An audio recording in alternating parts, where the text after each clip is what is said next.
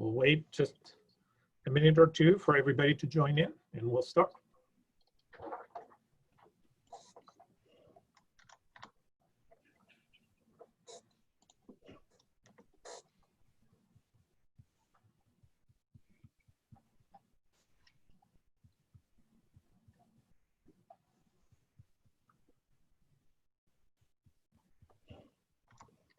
All right, hi everybody, and welcome to today's Evolution at Vanderbilt seminar series. I want to wish everybody happy National Fossil Day. If you check out our YouTube video series, you'll see that there is a new video, Ask a Paleontologist, that Larissa DeSantis and other Vanderbilt paleontologists recorded this past Saturday. So I encourage you and your kids to go look that up. And then also a reminder that after today's lecture, we'll have an informal reception at 4:15, and everybody is welcome to join. This will be informal. And so without further ado, I would like to introduce my colleague, Mika Rubinov, who is an assistant professor in biomedical engineering, who will introduce today's speaker. So, Mika. Thank you very much, Antonis. So we are delighted to have Terry Deacon with us today from Berkeley. Terry is a professor of anthropology at Berkeley University. He received his PhD at Harvard in biological anthropology in 1984, and he's won multiple prestigious awards since then.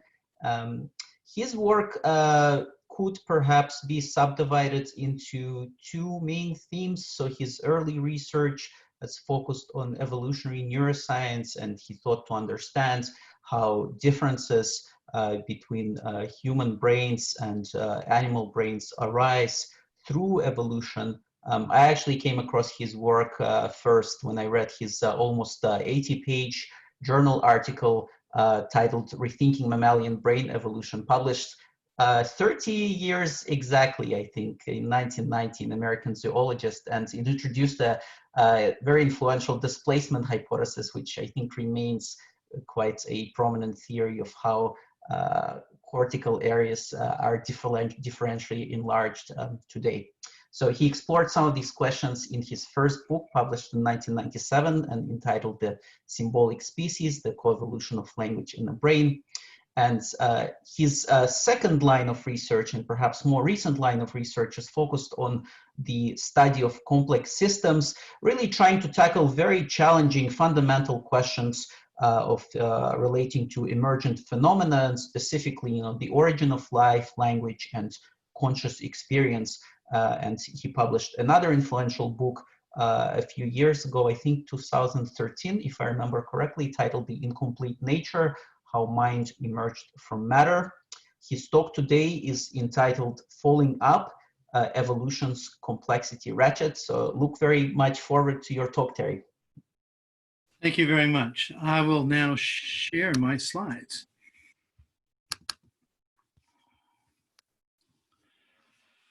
Can this be seen? I hope so. Yes, it can. Well, thank you very much. So although my background is in the neuroscience and evolutionary biology and some recent work on the origins of life, today I want to talk about a really general question and suggest an alternative that is out there. A number of people have sort of talked about variants of this idea, but I think that it needs to be sort of highlighted. And I call it Falling Up, Evolution's Complexity Ratchet. Because it's an argument about the origins of complexity that is not so much anti-Darwinian, but in a sense, it's a parallel to the Darwinian process. And you'll see why I think this in a few minutes. So let me begin by just sort of talking about very, very quickly, sort of a Whig history of this area of problems. Of course, every school child knows that at some point in evolutionary past, they're just very, very simple single-celled organisms, and now they're complex organisms. And various theories have been proposed to deal with this complexity. In recent years, many of the hierarchic progressive theories, such as Haeckel's theory or this very influential book from John Tyler Bonner, The Evolution of Complexity, basically by natural selection. Stephen Jay Gould famously came up with a sort of alternative view of the evolution of complexity, also captured by some subsequent work describing evolution as almost an entropic process, that is a process of just increasing variety. Gould's argument was, of course, that although in the course of evolution, living systems can't get much simpler, there's a lower limit on simplicity, there is no upper limit on complexity, so that a kind of drunkard's walk could produce over time just roughly increasing complexity. So it becomes, in this respect, a sort of after effect.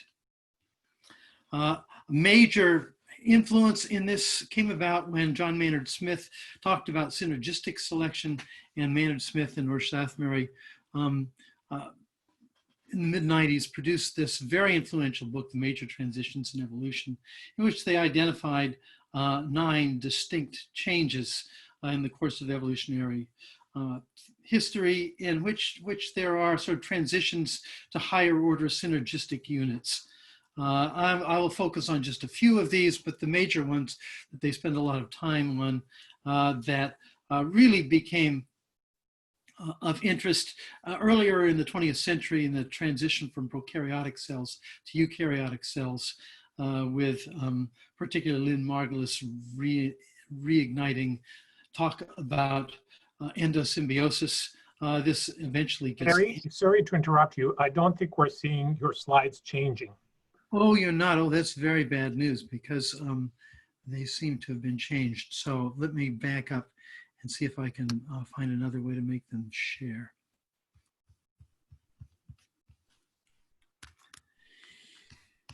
This is one of these problems. So let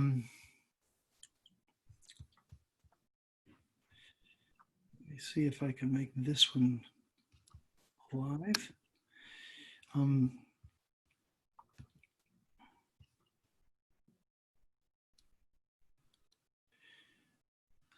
I'll do it just by manually making the changes. Is this slide visible? Yes. Gouldian graphs at the bottom, and his book Wonderful Life, where he makes this initial argument back in the early 1980s.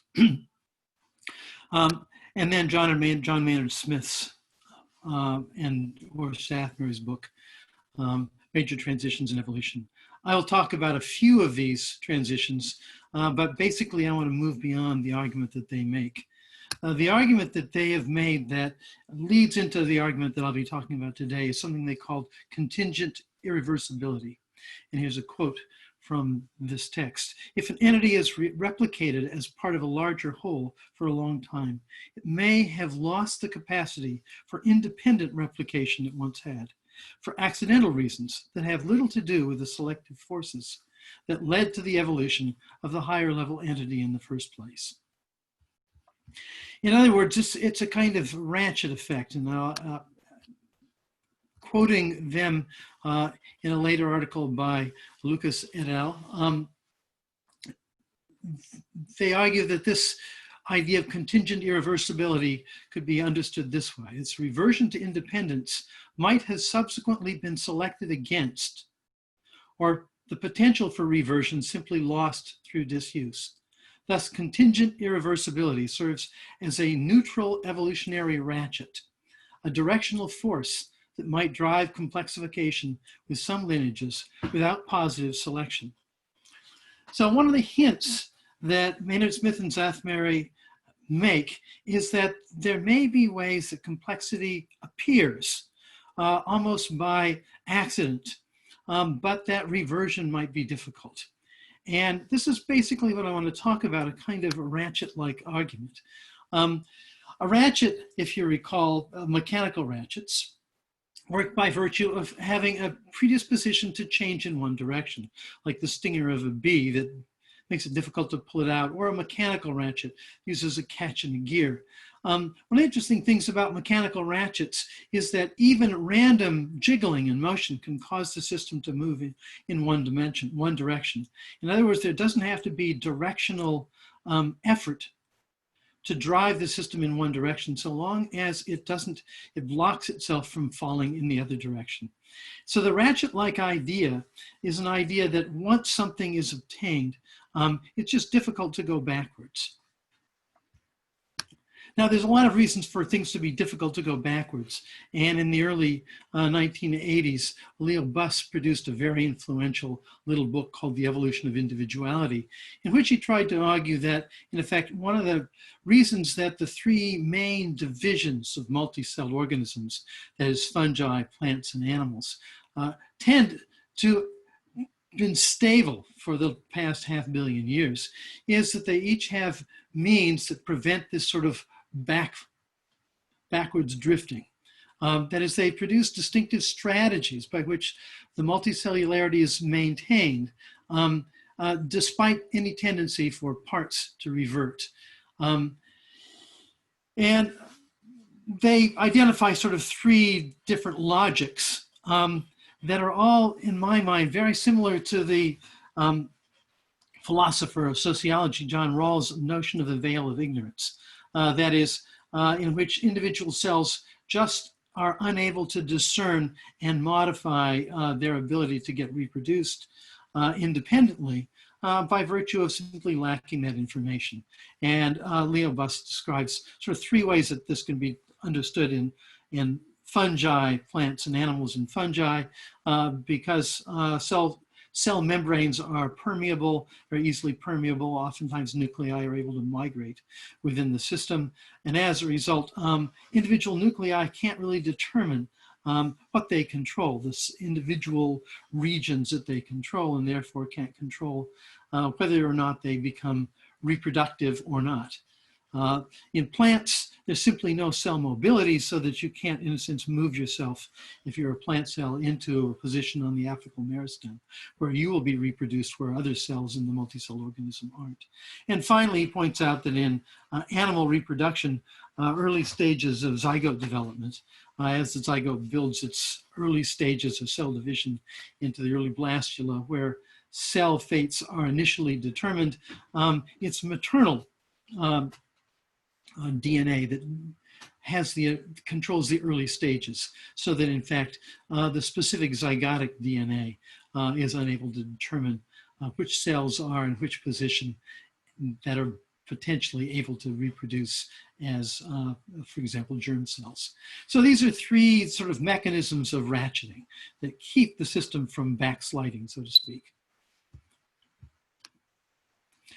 A similar problem, of course, was faced in the discussion and the attempt to explain how particularly eusocial systems develop, or altruism in general in evolution. And so the classic example of ants like these bulldog ants, where the workers actually feed their own eggs to the larvae, or the honeypot ants that provide themselves as storage vessels for the rest of the colony, or the highly differentiated termite colonies, where we find extremely distinctive castes developing. These are arguments, of course, all about how it is that some components, some, in this case, organisms within the colony, lose their capacity to be reproducers, lose their capacity to have sort of ongoing evolution themselves, and in a sense, devote themselves to the larger group. A similar sort of problem has been faced in many levels in evolutionary theory. And basically, there are a number of theories that mostly have attempted to talk about it. Some have been argued, some have become less supported in recent times, others have gained prominence. But there are probably many different ones. I list here just a handful, and probably more could be cited. But kin selection early on in the 1970s became a very prominent way of thinking about it. Non-zero collective benefits, for example, simply by being in the group that gain everybody some benefit. Intergroup competition for group selection theories have become quite prominent recently, David Sloan Wilson being a prominent promoter of this idea. In fact, Edward O. Wilson has fallen in line with this. But there are also synergistic effects of cooperation, that is, groups that by working together can produce something that no individual can produce. This has been, for example, identified with group living spiders that can develop very, very large webs. Helper at the nest processes in which birds may live with their parents and subserve them. They become transiently altruists. That is, for a period of time, even while they're reproductively capable, they stay in a context in which they can sort of bide their time until they're capable of working on their own. And various theories of reciprocity are out there as well. The important thing I want to point out about these is that most of these theories are supported by demonstrating that they provide an evolutionary stable strategy. That is, when groups are organized this way, they're able to resist the defectors from taking over, like cancer cells defecting from the rest of the body and trying to reproduce themselves. The problem with all of these is that it's difficult to account for the mechanism of the initial transition. That is, how do you go from a state in which there is not a collective advantage to losing your autonomy to one in which your autonomy. It works well in a number of circumstances to talk about ways that, for example, these groups, once the non-cooperators come together into a cooperating group, the N's here standing for non-cooperating individuals, here's a cooperating group. And most of these theories are about ways to defend against defectors by kicking out the non-cooperators, by policing the non-cooperators, or by in some way isolating non-cooperators, or simply by out-reproducing other groups. Even though you have non-cooperators, your capacity, in a sense, allows you to sort of do better than another group, so that everybody collectively in the group takes an advantage. Now I want to talk about some barriers to this process. And I'll just read some of these slides so that I don't forget some of these parts. The evolution of hierarchic complexity requires that lower level mechanisms lose autonomy of function and instead contribute to higher level functions. But sacrificing function is an evolutionary dead end without the ability to assess the probability that higher level synergies will develop and be effective. Anticipation, prediction, and social agreement are unavailable to biological evolution for the most part, and are difficult to achieve even in human societies. My point here is that without some ability to look ahead, which natural selection doesn't provide, which evolution generally doesn't provide, the question is, are you willing, under what circumstances are you willing to give up lower level autonomy and just sort of go with the flow of the higher level group, so to speak? And so the transition from autonomous to group living to non-autonomous, in which you've given up your autonomy, is a real problem that's still not addressed, even though the final conditions oftentimes are stable. So I want to talk about a couple of ways that people have suggested ways to cross this barrier. And they turn out all to be ways of crossing the barrier that are not driven by natural selection. In fact, in many respects, they're the inverse of natural selection. Let me explain. The most prominent one is what's sometimes called DDC, or duplication, degeneration, and complementarity. And it's associated mostly with genetics. It's a neutral mechanism leading to the evolution of synergistic complexity. A neutral mechanism, that is, it's not selectively favored. So how can it exist? And it was originally suggested by Susumu Ono, and in fact, it's an idea that had been around for generations before this, but in his classic book, Evolution by Gene Duplication, Ono proposes that gene duplication might be a driver of evolutionary complexity, that it might even be the primary source of the evolution of new genes. He compares, as a result, whole genome sizes and examples of polyploidy. For example, wheat is a good example because it's a hexaploid organism. He argued that both whole and fractional genome duplication occurs very, very commonly, in fact, more often than not in the course of evolution.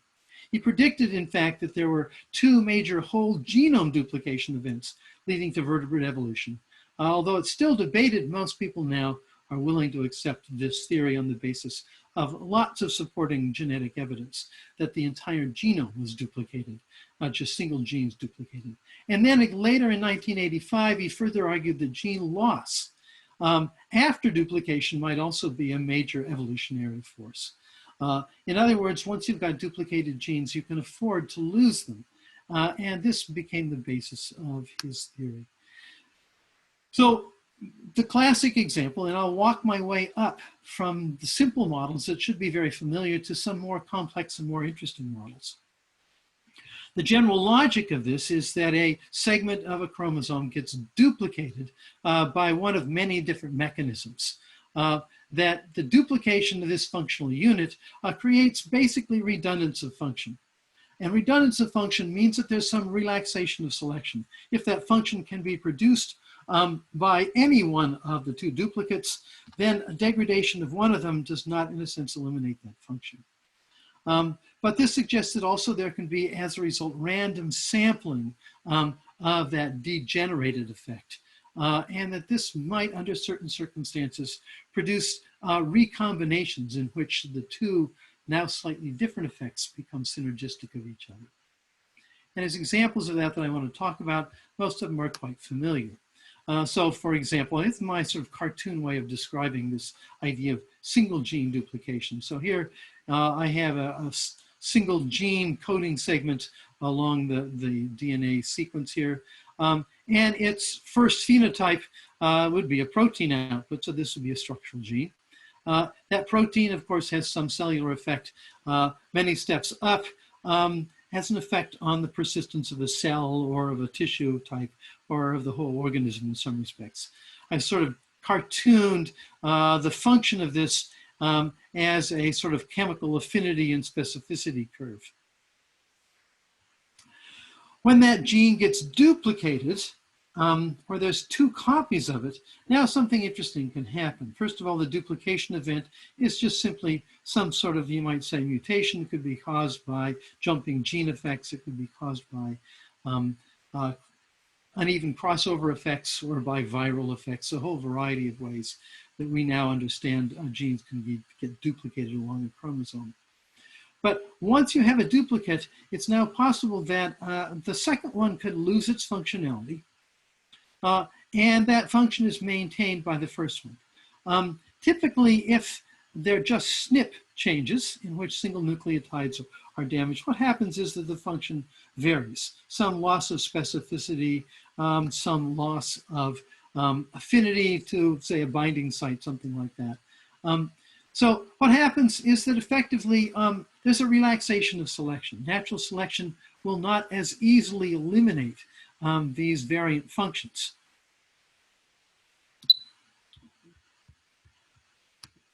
But this also means that if the functional variation is driven to a variant of the original function that is somehow complementary, that it can also now shift natural selection. First of all, now there will be selection to maintain the variant, but also selection to maybe change the original function so that it complements more precisely the variant function. And so we get this kind of synergistic effect.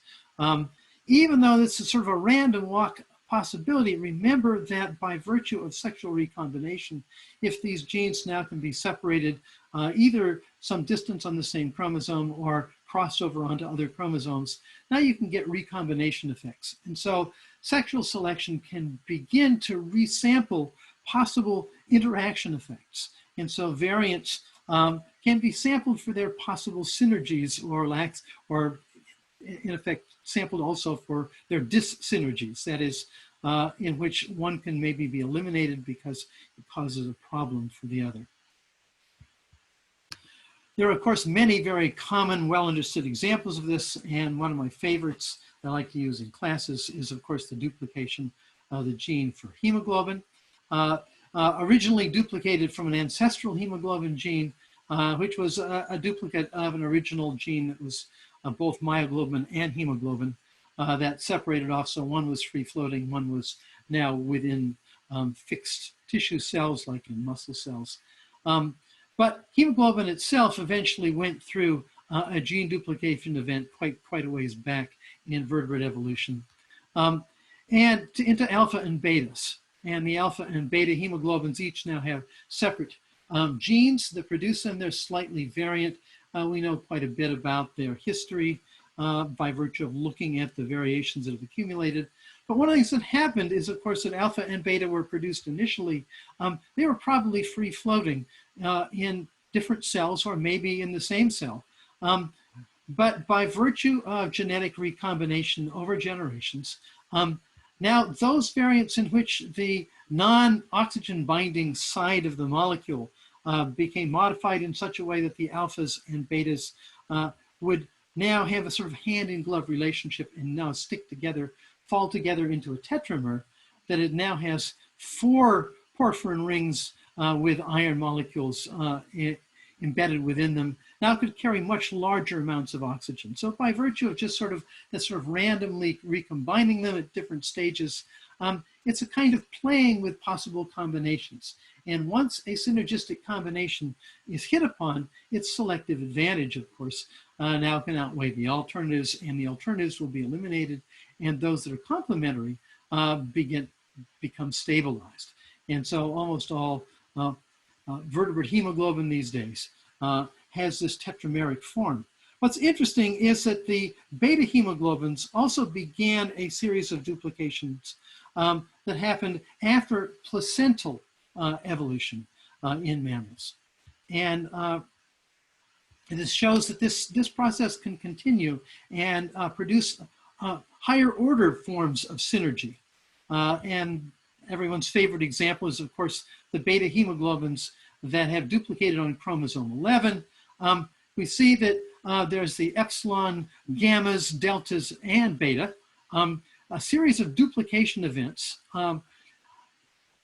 What's interesting about this series of duplications is, of course, that during placental development, different hemoglobin variants of the beta are produced, so that during gestation, epsilon is produced first, then gammas are produced, then delta in small amounts, and finally beta after birth. Now, the reason that we might see these differences being produced is, of course, during fetal development, developing fetus in the womb has to take its oxygen from mother's hemoglobin, from mother's blood through the placenta. That means that having a fetal hemoglobin that has a slightly higher oxygen affinity is an advantage for the fetus, so that maternal oxygen can be more effectively delivered to the fetus. That may change, of course, as a very early stage placentation gives rise to later stage placentation. But then, of course, when you're outside of the mother's body after birth, your hemoglobin has to just grab oxygen from the air. So that a different oxygen binding capacity might be an advantage for the obvious reasons that, of course, hemoglobin has to also give up its oxygen inside the fetal body to the myoglobin in the cells. And that means that having a higher oxygen affinity can actually be a disadvantage outside of the placental environment. So that what we see is that there's been a kind of a temporal synergy, or a synergy that made placentation and long-term gestation possible in placental mammals. And it turns out, of course, that there are many different variants of this gene family production. What we now know is that vast number of gene families are the result of this kind of duplication process. Let me just talk about 2 variants that I think are interesting.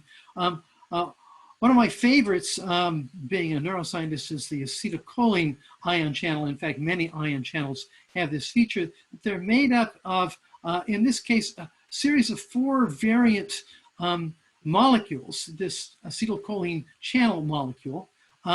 And these 4 line up around each other, stick to each other, and you can see the differences here, creating a channel in between. And that channel, of course, becomes the channel through which ions are moved as acetylcholine binds to the surface of these right here and opens up this channel or closes the channel. It's made up of, as I said, 4 different proteins with independent genes, and you can see that they're each slight variants of each other, with some of the genes inactivated, the X is on here, Some of the regions in the middle here that are coded in color represent the ion channel regions. Other regions have to do with transmembrane segments and the external binding segments as well. Simply by virtue of their similarities, they have both structural similarities so that they fit together like the hemoglobin molecules sort of stick together by virtue of their shapes and affinities, but also have very closely related functions so they can work synergistically. The other example I have in this plate shows the steroid hormone receptor molecules, which all have this common DNA binding domain within them. And then they have also divergent domains for binding onto the hormone. So that the hormone has to bind to it, but to be selectively bound to different hormones, you need to have this effect. And of course, then you need to have an effect that affects the promoter effects of these molecules. So that by duplicating a common ancestral, a steroid hormone binding molecule, it's now possible to sort of fractionate and differentiate these effects so that now we have, as you can see, all these different steroids bound in a sense by virtue of a slightly variant receptor for the steroid, but a common sort of DNA binding domain. So what this suggests is that there's a whole series of steps that typically probably take place in this kind of a process, this DDC kind of process. And here I've expanded it out to show that there's an initial duplication event. It produces redundancy of function and therefore a relaxed selection that allows some degradation or degeneration of at least one or maybe both of the components. But by virtue of sexual recombination, it means that in effect, complementary relationships can be explored, synergy possibilities or fractionation and redistribution of these functions can now be explored. And then once a complementary or a synergistic function has been hit upon, so to speak, by chance recombination over the course of many generations, new stabilizing selection will now preserve these functional synergies. That is, the alternatives will slowly be eliminated and those that are synergistic to each other will be maintained. So this is a means by which, in effect, an internal, you might say, duplication, and if you think about duplication is, of course, what reproduction is about. So in effect, it's a little bit like an internal selection process, but duplication becomes a critical part of it. So it turns out that subsequent to these ideas, a number of more complex versions of it have been talked about, and one of them is called contingent contingent neutral evolution. And it's been suggested by a number of recent molecular biologists, and it's mostly like the original molecular biological story. It's been applied only at the molecular level. What I'm going to do is to show that this can be applied up level in some very interesting ways. Here's a quote from this paper by Gray et al. That although complexity in biology is generally regarded as evidence of fine-tuning or sophistication, large biological conglomerates might be better interpreted as the consequence of runaway bureaucracy, as biological parallels of nonsensically complex Rube Goldberg machines that are over-engineered to perform a single task. Cellular functions will inevitably come to depend on the interactions of more and more components, i.e., functions will diffuse as a consequence of the inevitable gratuitous pre-existence of potentially suppressive molecular interactions. By suppressive molecular interactions, what they're talking about is, in a sense, suppressing selection on certain interactions. So that, as I was mentioning before, the idea of relaxed selection is also a kind of suppressive process. But they introduce a series of others that involves molecules that are suppressing certain molecular variations. For example, heat shock proteins have been studied extensively, which allow different molecules to retain their functionality under unusual, ordinarily disturbing environmental conditions. Heat shock proteins suppress molecular variations, actually allow systems to be, in a sense, much more flexible to variations. In this work, they propose looking at a number of what they consider gratuitously complex molecular systems as maybe being the result of this kind of effect. Their logic, I think, is exemplified well by this one analogy they come to, in which they talk about if there are multiple steps linking a source here as sort of plugs and a functional output, a series of electronic devices, so to speak, laid out on the desk. They argue that if there's multiple stages in between in which there can be modifications and pre-suppression or regulation, or in a sense, duplication function, it acts sort of like these connections that allows you to sort of unplug temporarily and replug these connections back in. Their argument is that once this is allowed, there's a tendency for things to become unplugged, so to speak, and replugged in different combinations. But that over time, reversion to the original state becomes more and more difficult. That is, more things have to become untangled over time. There's more ways for things to become tangled than to become untangled. There's only sort of one way that you can so go backwards in this cycle, but there's many ways in which you can go forwards. So it's this asymmetry of ways to become more entangled, so to speak, more interactive than non-interactive, than autonomous, so to speak, simple, that create this kind of ratchet logic. It turns out that we can see this in lots of ways because it leads to what you might call progressive decrease in reversibility, but has a result complexity that gives a kind of tolerance to the disruptive effects of recombination. So by combining these relationships, so long as there is ways to, in a sense, keep the modifications in line without confusing each other, it makes it possible for all kinds of recombinations to occur without them being disruptive. And one of my favorite examples was recently actually brought up, but was discovered generations ago, was that in fact, in a very early tadpole embryo, if you scramble the face components, it turns out that the tadpole will spontaneously reform its faces. All the various cell types are also self-organizing in a way that they interact back together. In other words, one of the problems with the genome is also the fact that genes can be moved around. They can jump from chromosome to chromosome, position to position, be jumbled in a variety of ways, and still have appropriate functions. More importantly, genes can accumulate chunks within them that are not appropriate for the final encoded form. Now, we're all familiar with this in a variety of ways, but they argue that, for example, when you look at the ribosome of most eukaryotic cells, and in fact, even in bacterial cells, ribosomes are highly complex. They're made up of combinations of proteins and DNA and RNA molecules. You see an RNA molecule here, RNA molecule here.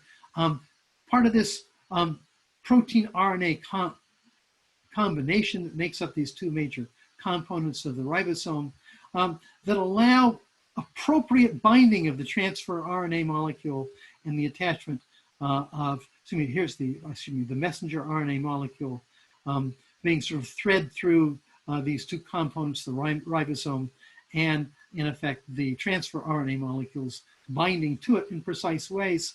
By having the alignment organized by other RNA molecules that help align this, the alignment can be very precise, but it means that proteins which are very good at catalysis and ribosomes, or ribozymes as they're called in combination like this, have the ability to sort of precisely orient the transfer RNA molecules and precisely thread in the messenger RNA molecule. to allow the production of a protein.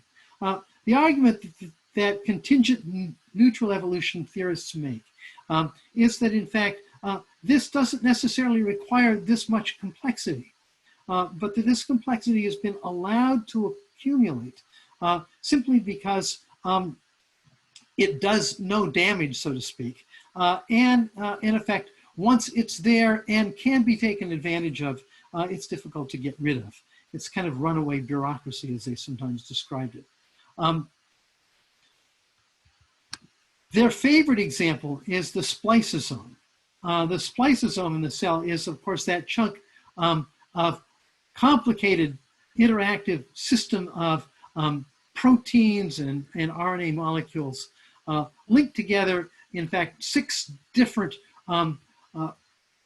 what we call SNRPs, or small nuclear ribonucleic proteins, protein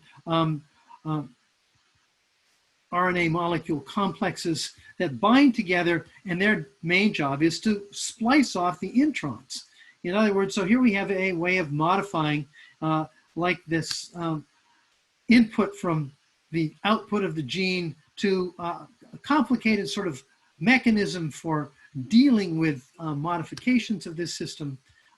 They argue that in effect, the folds, the little loops that form in a free-floating messenger RNA molecule, pre-messenger RNA right off of the gene transcription, is captured and bound around this complicated structure to bring together parts of these sort of hairpin regions of the messenger RNA and allow it to be cut and then re-spliced back together so that the final mature messenger RNA that is fed to the ribosome lacks these sort of intron segments. Their argument is that this process, which occurs only in eukaryotic cells, not in bacterial cells, turns out to have been a kind of sort of buildup of complexity that was, in a sense, not necessary for the encoding of this. But once you have this capacity to clip out these units, it now allows the genome to become much more complex. The genome can now have these non-coding segments sort of wrapped in within it.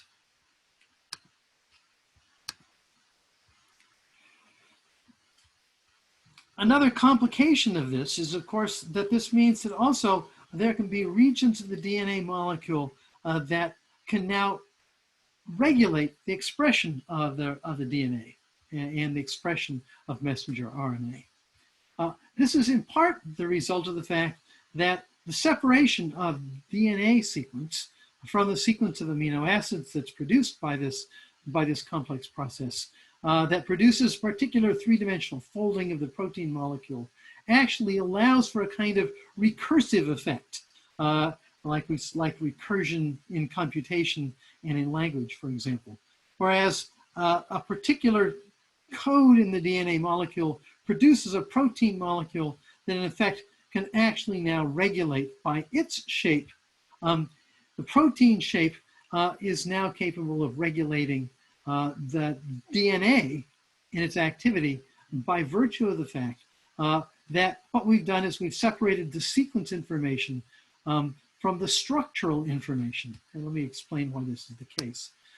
First of all, what we see is that the regulatory sites on a DNA molecule have a particular sequence. And it turns out that that sequence determines the twist of the shape of the molecule here. And therefore, a protein that fits neatly into that twist now can bind to the DNA molecule and become a promoter that modifies its expression. And it turns out that if you look at the number of distinctive structural genes that are produced as cell types increase, as eukaryotics evolution has increased, what happens is that the number of distinctive structural genes doesn't seem to increase a lot, but the number of regulatory genes that have regulatory effects and regulatory sites increase and increase and increase. So that one source of complexity is now, in a sense, not the coding, but the control of coding. And we see a similar sort of effect here, that is that cell types also seem to be increasing over time, so that an increase in the complexity of eukaryotic organisms, and particularly multi-celled eukaryotic organisms, is the result of this recursive regulatory effect increasing over time. In this case, you can see log linearly as we move forward in time. The result is that there can also be duplication, of course, and variation of regulatory sites. And here we see that there can be, of course, duplication of a gene with its regulatory sites, its promoter sites, and inhibitory sites upstream from that gene. And that in the process, both the coding segment here shown in different colors can be modified by selection.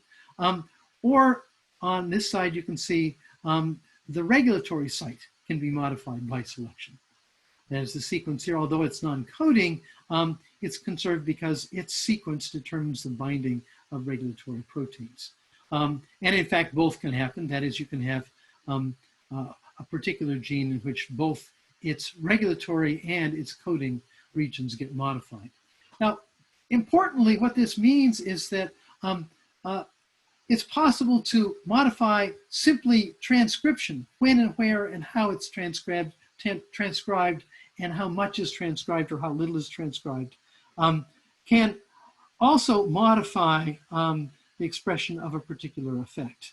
And these kinds of modifications will, for those reasons, be less selected against, whereas modifications of a coding region might in fact have a more powerful effect on the phenotype. And this means that there's sort of indirect ways that this modification can take place. And the argument that contingent neutral evolution makes is that in fact it's much more common, much more commonly we find regulatory duplication and complementation taking place than even duplication of families of coding genes. Now, interestingly enough, what this means is that although a regulatory protein can be produced and therefore bind to the regulatory promoter sites of a particular set of genes, that many, many genes can share the same promoter sites and same inhibitory sites and activation. And as a result, a single gene can now recursively regulate the effects of a large number of other genes, a family. Sort of like you might think of this as a conductor gene. But of course, one of these output genes itself can be a regulatory gene that regulates the effects of other genes. And so you can get these complicated cascades.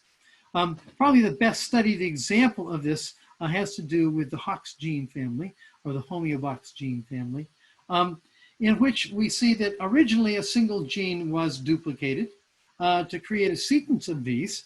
And these homeotic genes, or home genes, sometimes associated with the antennapodia and other classic names that were identified by virtue of their effects on fruit fly bodies, are expressed in different segments along the insect body. And by virtue of being both reproduced and duplicated, but now having its regulatory activity different, it's now regulated to be turned on or off in different segments.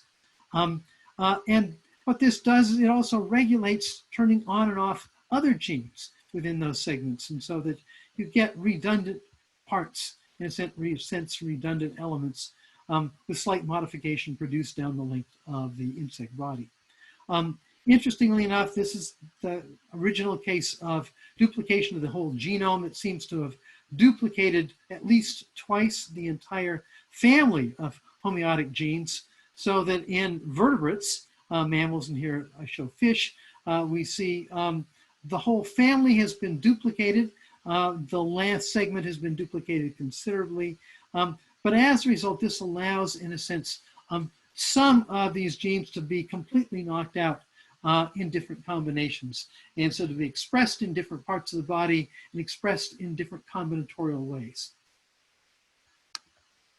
we can see that in this sort of caricature. I won't go through, this is not the homeotic genes, but a series of related genes that also have this kind of effect, that by virtue of having been twice duplicated, it allows different combinatorial expressions of these genes.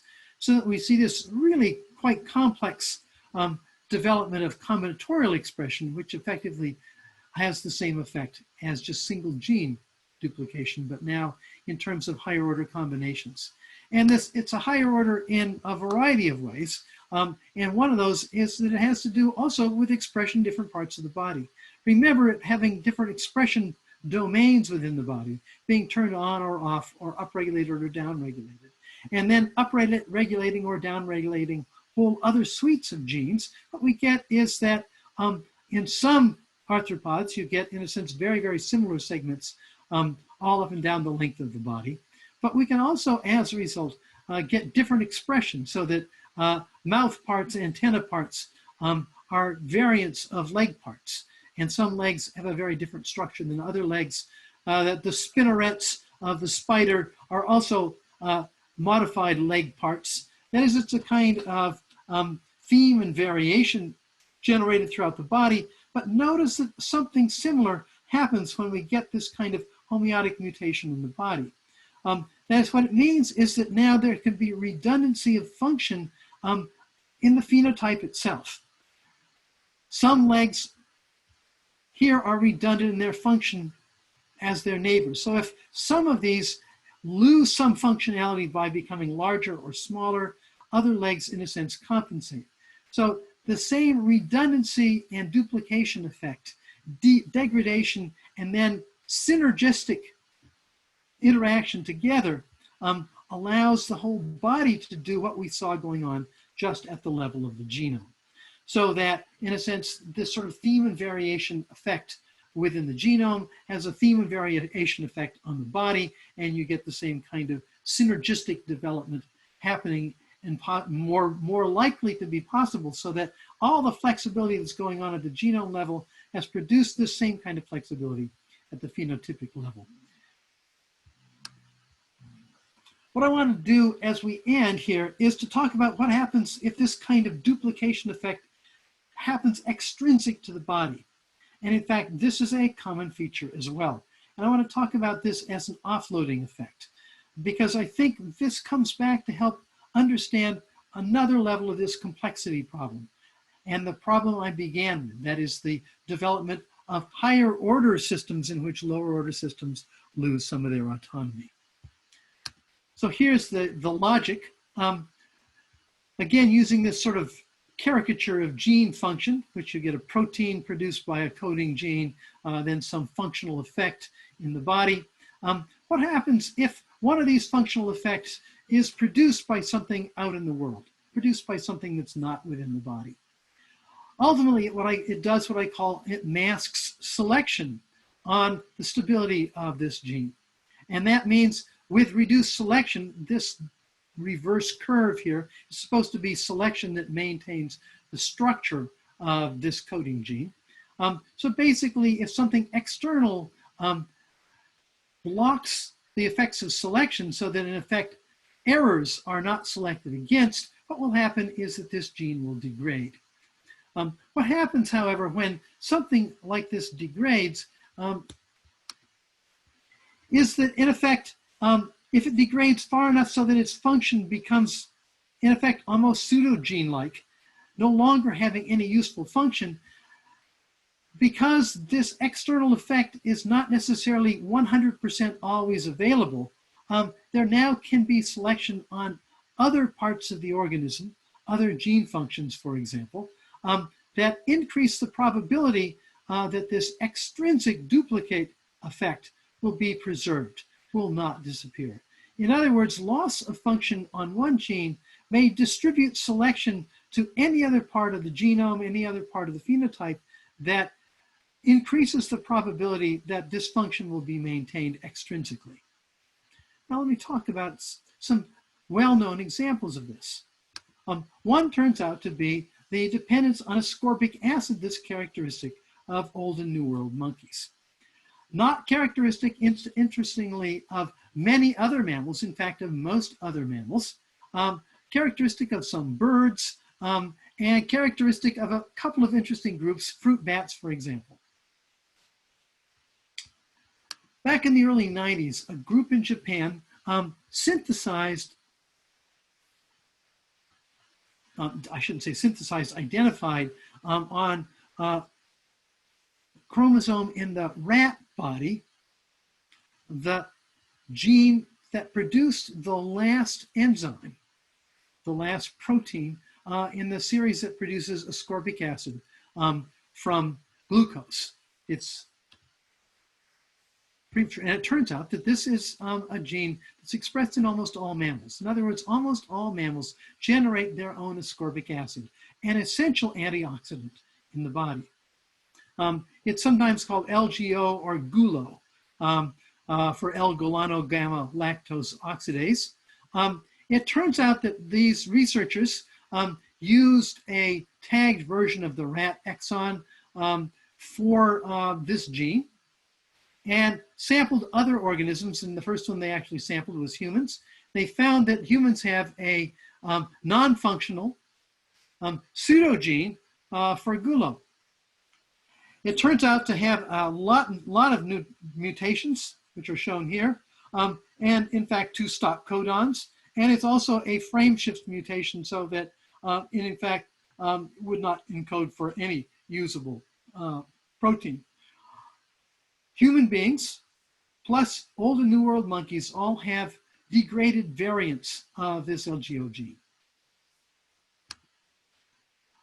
How should we think about the logic of this? Well, so we have an LGO gene functioning in the ancestors of anthropoid and Old and New World primates. But as they begin to forage on fruit, which appears to begin to happen somewhere around 35 to 40 million years ago, the ancestors to Old and New World monkeys become diurnal. They spend more time. The tooth changes from insectivorous-like teeth to frugivorous-like teeth. They begin to eat fruit. Why? Well, it's because it's on the same trees, of course, that many of their insects are on, probably.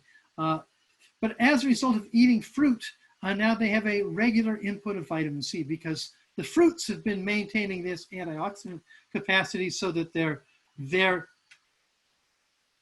flesh would retain its edibility for birds, their primary dispersers of seeds for a long period of time. And as a result, have a high amounts of ascorbic acid, so that animals eating this will, in a sense, minimize selection against damage to this gene that produces endogenous ascorbic acid. But the result is that now, over time, if there is regular access to fruit, this gene will degrade to the point that it has in all anthropoid primates, so that, in effect, endogenous ascorbic acid can't be produced. And that means that there will be adaptations that the animals have to develop to maintain fruit eating. For example, taste receptors to pick up sweet and sour, to find this attractive. But also, I think that a likely candidate is also trichromatic vision, which developed in both lineages, Old and New World monkeys, though slightly differently, developed again by a process of gene duplication. And in fact, in Old World monkeys, it's the duplication of the rhodopsin gene on the X chromosome to produce 3 variants from the original broad-tuned green variant, here shown in gray. Now the variants have begun to take a sort of random walk into different light sensitivities. They have less overall sensitivity because they can't pick up as many wavelengths. And so, in effect, these become less sensitive to light, less capable of being used in the dark and crepuscular environments, but make it possible to discern quite subtle differences in color. For example, the color change that, in a sense, advertises the ripeness of fruit and therefore the available of vitamin C. The point I want to make here is that external duplication of function also produces... Sorry to interrupt. We have about 1 minute remaining. 1 minute. Okay, it's going to take me about 5. Can I take those 5 minutes? Antonius? Yes, that's fine.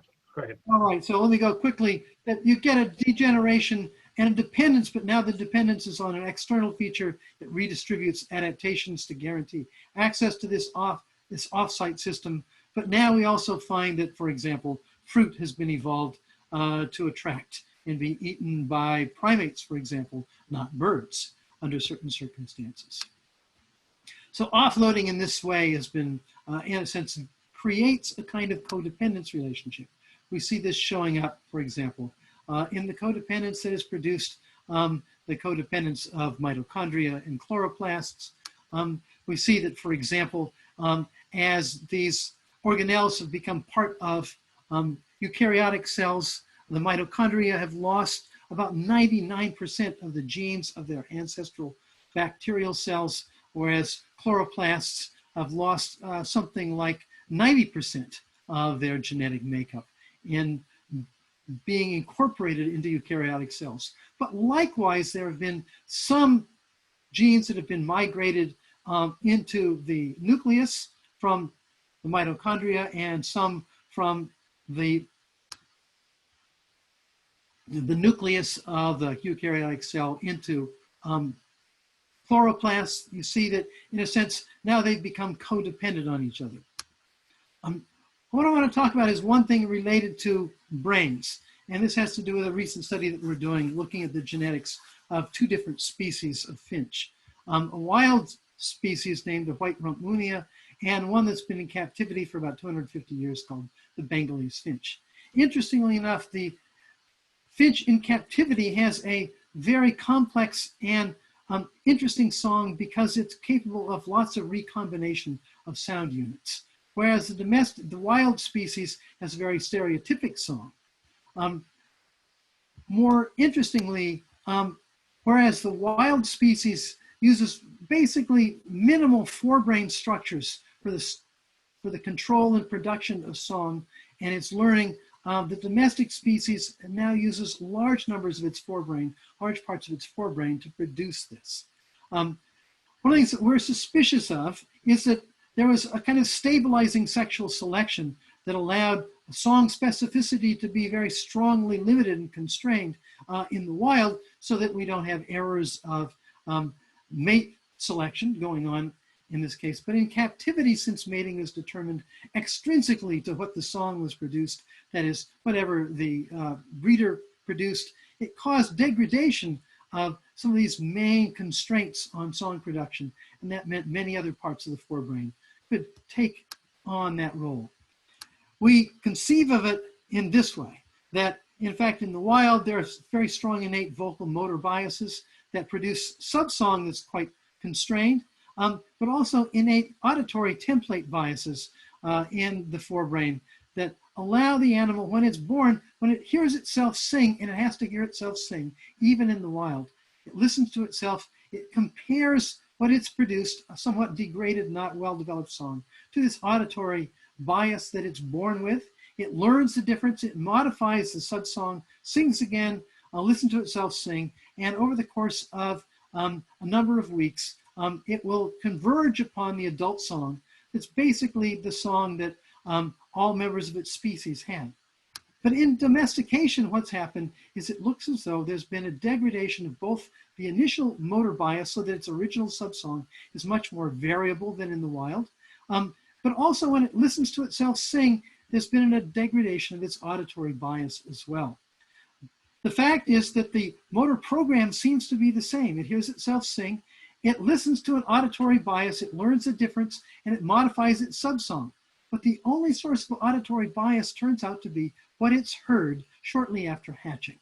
That is, it hears another adult song and now matches its song to that song.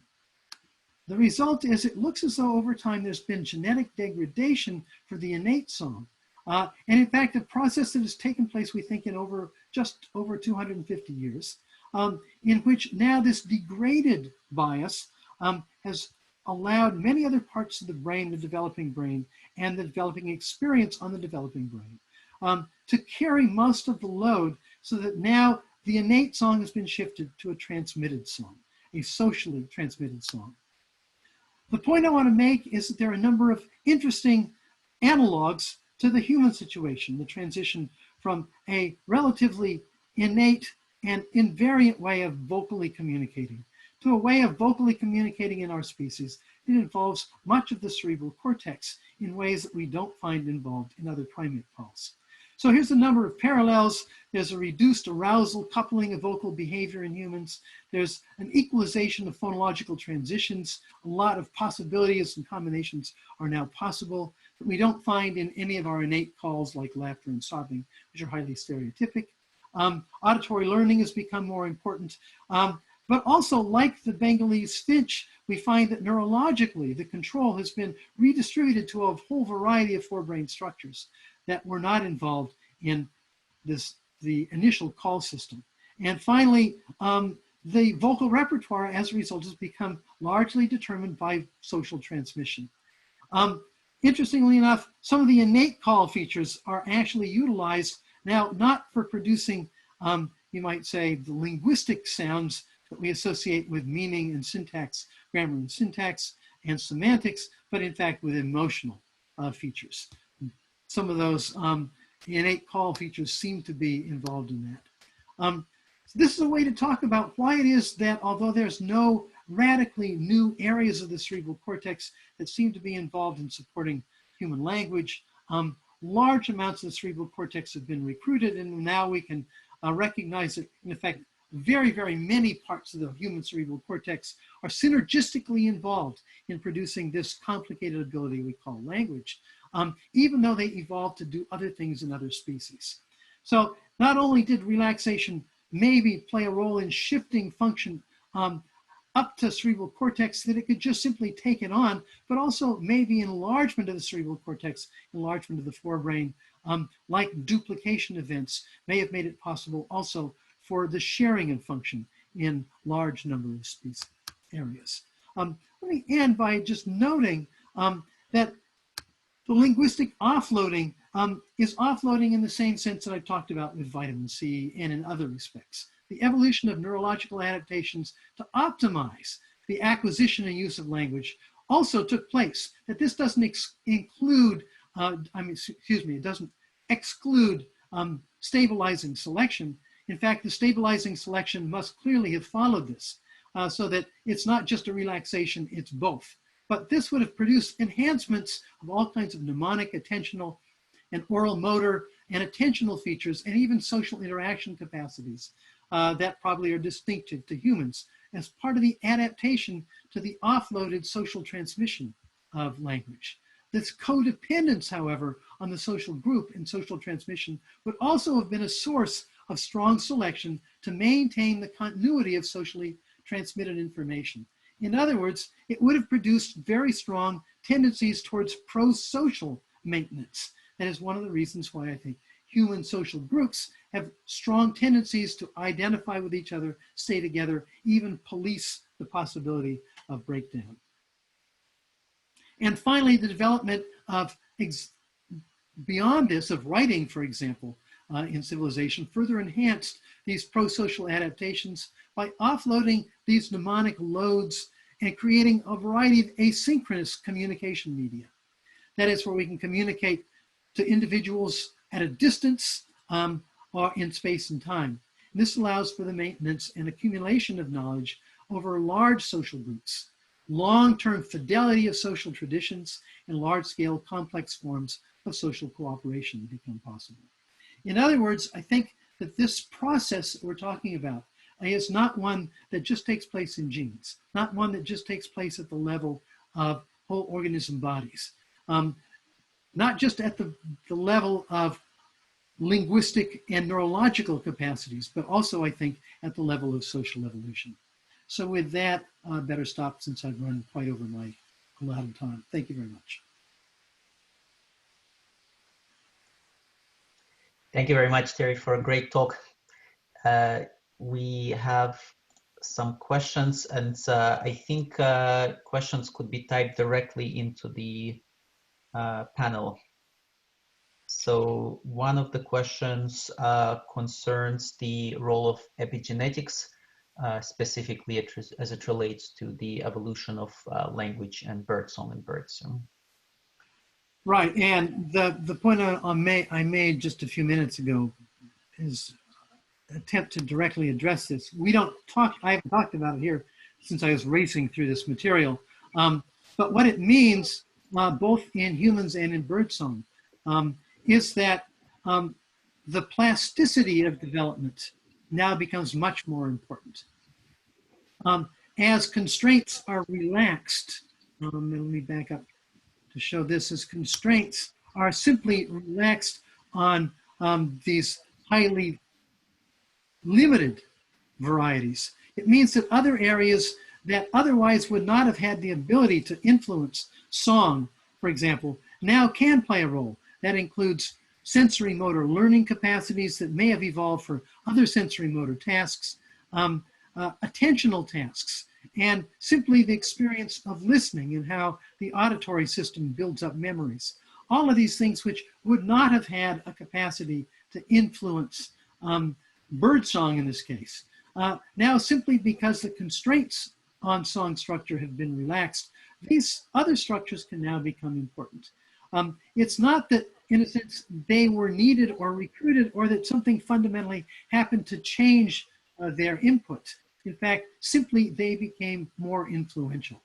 But that means as they became more influential and as this change in capacity developed, selection might now have shifted to their synergistic effects, just as selection shifted to the synergistic effects we saw in the case of, for example, the vitamin C story, where a number of other aspects of the body now can become selectively favored to work synergistically to produce this effect, just as the alternative versions of hemoglobin can become synergistically interactive. Once they're produced and the relaxation has allowed them to interact, their interaction can now become the subject of selection. A lot of this within the nervous system, of course, will be epigenetic. And this process that I described of acquisition, this is not only epigenetic in the sense that the nervous system is still in development, but this happens in birds, of course, around the time of just before puberty, in which the brain is also developing specific habits of singing and behaving. So clearly, long-term epigenetic effects are part of this process.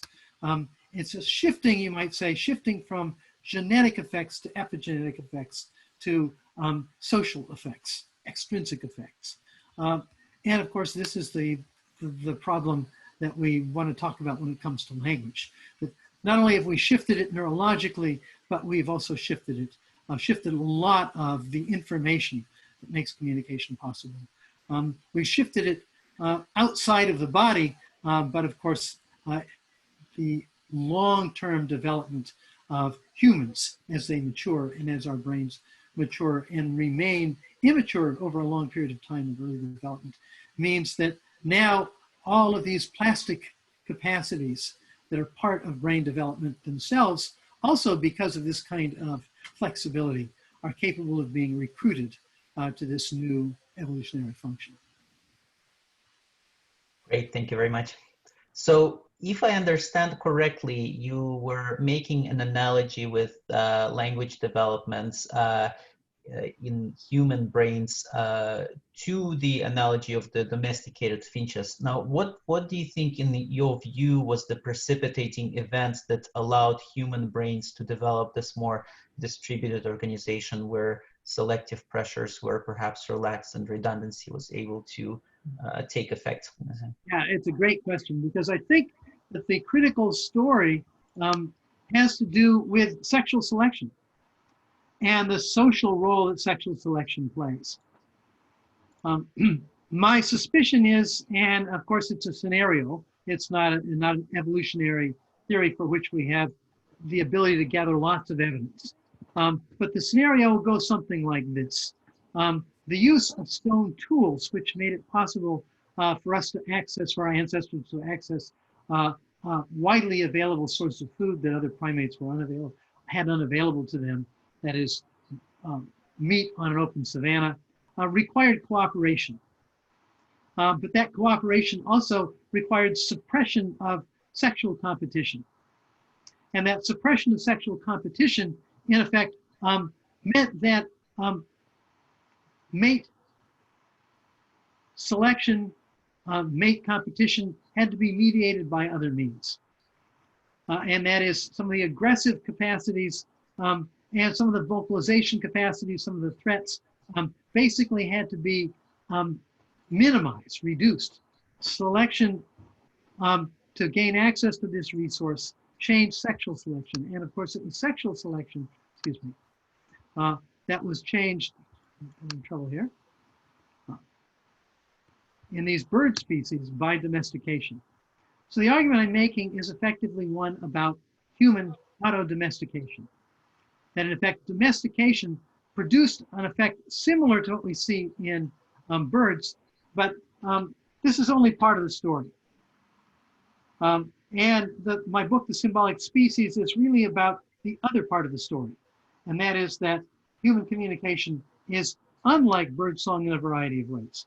All of these similarities to birdsong that I pointed out belie one major difference. Humans communicate symbolically, not iconically or indexically, not in things like laughter and sobbing, which are indexically linked to a particular state, or iconically like coloration, which basically allows you to identify individuals that have similar sort of shapes or make similar sort of calls.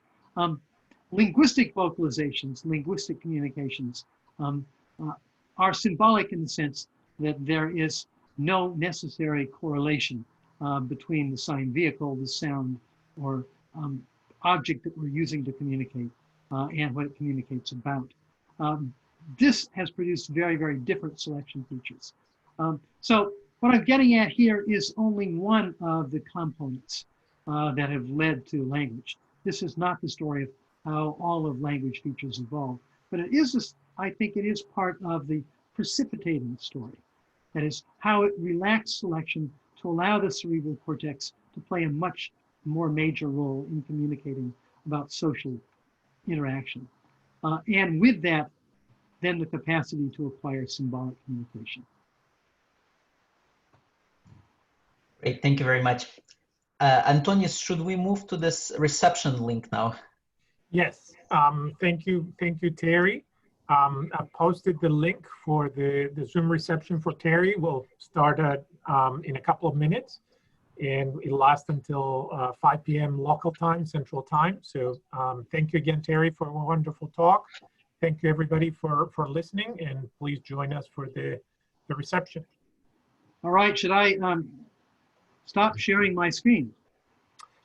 Yes, you could, and then, do you have you may want to copy the link quickly before you log off from this. You'll have to log off this Zoom session. Okay, and what do I log back into? If you look in the chat.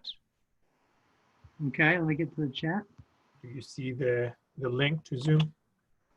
Okay, please join us to Zoom reception. Here it is. Okay, yes. Yep. So make sure you copy that. It's also in the emails that Larissa sent you, but if you copy that, then that should allow you to enter. Copy it into something here so I don't forget it. Okay.